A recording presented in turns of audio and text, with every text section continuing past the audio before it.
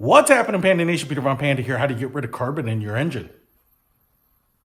Well, I've seen a lot of materials out there that advertise getting rid of it, from seafoam to other additives, but I picked up this one. It's by Techron. It's a complete fuel system. Seemed to get pretty good reviews. It's just a bottle of a cleaner that you can add to your fuel tank here, and you really do want to make sure that it is completely full and refill up the tank up to 20 gallons.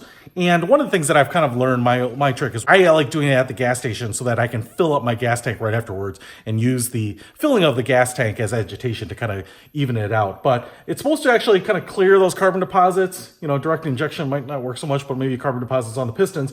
And the thing about this cleaner, I'm not sure if it's totally true, but it has like petroleum distillates, but it has nitrogen in it, and apparently that's kind of the element that does a lot of the cleaning in gasoline engines. It's only for gasoline engines. So I'm going to add it to this car. It's supposed to help with rough idles, cleaning injectors, removing carbon, the whole 9 yards. So I don't know. I feel like it can't hurt to run this through with a tank of gas every once in a while, especially if you have a little bit of older car, maybe a chance that the carbon is kind of built up on it. That's it. I'll put a link to this in the description if you want to pick it up. Peter Von Panda, out.